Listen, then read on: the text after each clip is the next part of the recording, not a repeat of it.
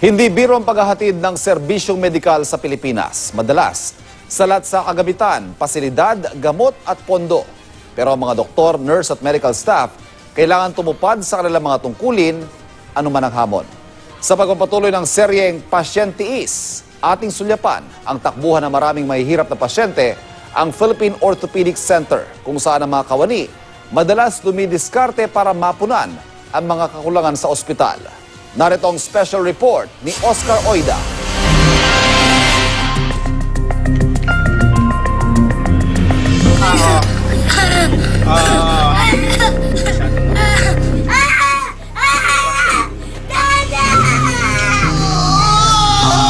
Parang pagsara, hindi na tayo bukas ng bukas.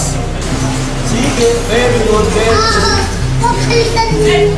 Sa kaisa-isang bone specialty hospital ng bansa, karaniwan ang mga eksenang ganito. May bali ba yung buto?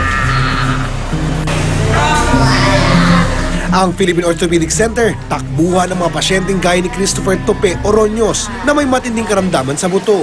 Hirap na po. Hindi na po tumitigil yung pananakit.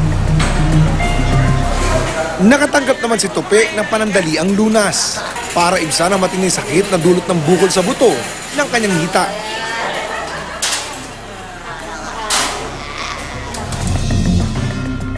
Pero ang libreng CT scan para matukoy ang susunod na hakbang na gagawin sa kanya ng mga doktor mula pa noong Mayo sira. Ang libre ding MRI na kailangan muling pagdaanan, halos 6 na linggo pa aantayin noon dahil sa haba ng pila. Sa mahigit 70 taon, kanlungan ng orthopedic ng mga pasyenteng nangangailangan ng mura, kundi man libreng pagpapagamot. Sapagkat libre, dinadagsa kami ngayon ng tao. Pero kung sino pa ang nangangailangan, madalas sila pa ang napag-iiwanan.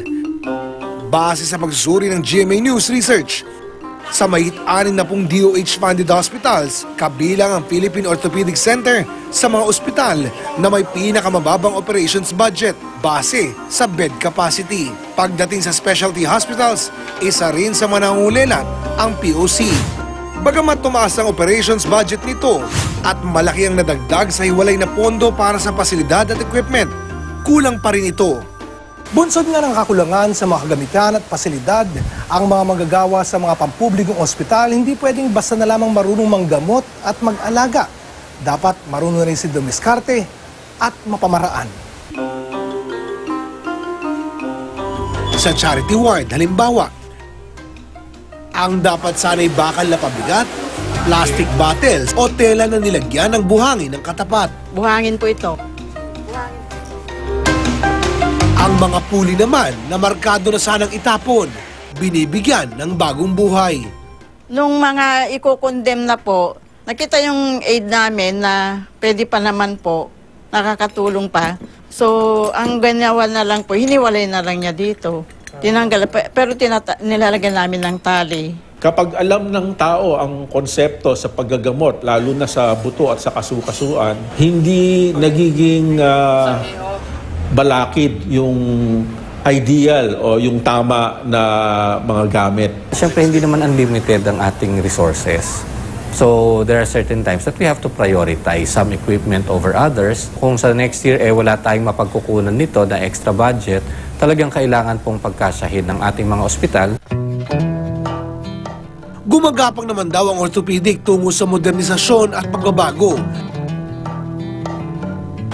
Pero gaya ng ilan sa mga pasyenteng nakaasa rito, malinaw na higit pa raw sa saklay ang kailangan ng ospital para tuluyang makatayo. Talagang kasabay ng magandang paggamot ng orthopedic ay yung rehabilitation. Kaya binigyan rin silang pagkakataon magkaroon ng rehabilitation medicine services. At kung kami ay papalain, magkakaroon sila ng sarili nilang lugar dito na mas malaki at mas marami silang masisilbihan. Bukod sa pag-renovate ng pasilidad,